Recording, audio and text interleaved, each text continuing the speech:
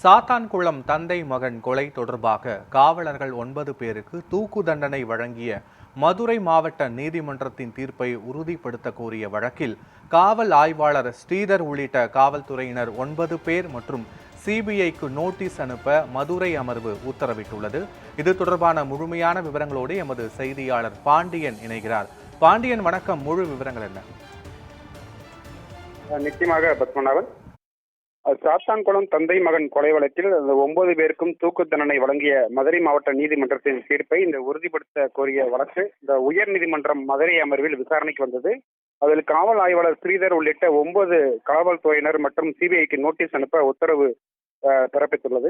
அதாவது இந்த தூத்துக்குடி மாவட்டம் சாத்தான்குளத்தை சேர்ந்த வியாபாரி இந்த ஜெயராஜ், அவரது மகன் பென்னிக்ஸ் ஆகியோர் கடந்த 2020ஆம் ஆண்டில் விசாரணைக்காக அங்குள்ள போலீஸ் நிலையத்திற்கு அழைத்து செல்லப்பட்டனர்.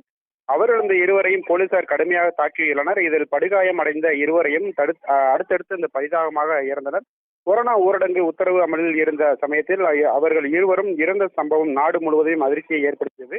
இந்த சம்பவம் தொடர்பாக அந்த அப்போதைய police inspector Sridhar, sub inspector Balakrishnan, Raghu Ganesh உட்பட 9 போலீசார் கைதாகி மதுரை மத்திய சிறையில் அடைக்கப்பட்டுள்ளனர். இந்த இரட்டை கொலை வழக்கை சிபிஐ விசாரித்தது. இந்த வழக்கு மதுரை மாவட்ட முதலாவது கூடுதல் நீதிமன்றத்தில் நடந்து வருகிற நிலையில் அந்த தந்தை மகன் கொலை வழக்கில் கைதான 9 போலீசாரர்களுக்கும் குற்றவாளிகள் என கடந்த 21ஆம் தேதி நீதிபதி முத்துக்குமரன் தீர்ப்பளித்திருந்தார். பின்னர் இந்த வழக்கு விசாரணையின் தண்டனை விவரங்கள் நீதிபதி முத்துக்குமரன் கடந்த ஏப்ரல் 6ஆம் தேதி வழங்கியிருந்தார். அதில் முதல் குற்றவாளி ஆய்வாளர் ஸ்ரீதருக்கு இரட்டை தூக்கு தண்டனையும் 21 ஆண்டுகள் சிறை, ரூபாய் 84,10,10,000 அபராதம் விதித்தார். இரண்டாவது குற்றவாளி பாலகிருஷ்ணனுக்கு இரட்டை தூக்கு தண்டனையும் 8 ஆண்டுகள் சிறை, ரூபாய் 84,10,10,000 விதித்தார். மூன்றாவது குற்றவாளி ரவி கணேசுக்கு இரட்டை தூக்கு தண்டனையும் 18 ஆண்டுகள் சிறை, 52,000 அபராதம் விதித்தார். நான்காவது அந்த குற்றவாளி முருகனுக்கு இரட்டை தூக்கு தண்டனை 11 ஆண்டுகள் சிறை, ரூபாய் 50 லட்சம் அபராதம் விதித்திருந்தார். இதனைத் தொடர்ந்து 5வது குற்றவாளி இந்த சாமத்துறைக்கு இரட்டை மரண தண்டனை 8 ஆண்டுகள் சிறை, 2,25,000 ரூபாய் அபராதம் விதித்திருந்தார். 6வது குற்றவாளி முத்துராஜாவுக்கு இரட்டை மரண தண்டனை 11 ஆண்டுகள் சிறை விதித்து ரூபாய் 3,20,000 அபராதம் விதித்திருந்தார். 7வது அந்த குற்றவாளிக்கு செல்லத்துறை இரட்டை மரண தண்டனை 8 ஆண்டுகள் சிறை தண்டனை விதித்திருந்தார். 8வது அந்த குற்றவாளி தாமஸ் பிரான்சிஸுக்கு இரட்டை மரண தண்டனையும் 11 ஆண்டுகள் சிறை தண்டனையும் 40,46,000 ரூபாய் அபராதம் விதித்திருந்தார். இதனைத் தொடர்ந்து 9வது குற்றவாளி வெயில் முத்துவுக்கு இரட்டை மரண தண்டனை 8 ஆண்டுகள் சிறை தண்டனை விதித்து ரூபாய் 10,54,000 ரூபாய் அபராதம் விதிக்கப்பட்டது.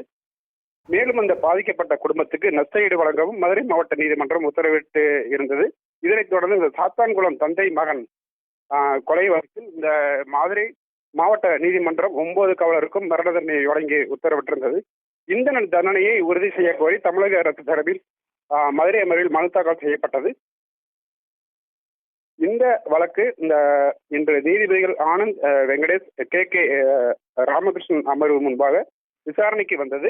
அதில் அந்த மரண தண்டனை விதிக்கப்பட்ட 9 காவலர்களுக்கும் மதுரை மத்திய சிறையில் இருந்து வீடியோ கான்பரன்ஸ் வழியாக ஆஜராகினர். அவர்களிடம் அந்த நீதிபதிகள், நீங்களும் மேல்முறையீடு செய்தால் தான் அந்த சரியாக இருக்கும், வழக்கறிஞராக யாரையும் நியமனம் செய்கிறீர்களா என்பது குறித்த விவரங்களை தெரிவிங்கள் என குறிப்பிட்டனர். காவலர் தரப்பில் ஆவணங்கள் இல்லை என தெரிவிக்கப்பட்டது. அதற்கு நீதிபதிகள் இந்த இலவசமாகவே இந்த உத்தரவு நகல் கிடைக்கப்பெற்றது, அதை வைத்து வழக்கு தாக்கல் செய்யுங்கள், ஆவணங்கள் வழங்கப்படும் என குறிப்பிட்டனர். இதனைத் தொடர்ந்து வழக்கை ஏப்ரல் 30ஆம் தேதிக்கு ஒத்திவைத்து சிபிஐ மற்றும் 9 காவலருக்கு நோட்டீஸ் அனுப்பவும் உத்தரவிட்டனர். ஸ்ரீதர் தாமாக ஆஜராகி வாதிட விரும்புவதாக தெரிவித்தார். அதற்கு எதுவாயினும் அது குறித்த விவரங்களை ஏப்ரல் 30ஆம் தேதி தெரிவிங்கள் என நீதிபதிகள் தெரிவித்து வழக்கை ஒத்திவைத்தனர். பத்மநாபன், வழக்கு தொடர்பான முழுமையான விவரங்களுக்கு நன்றி பாண்டியன்.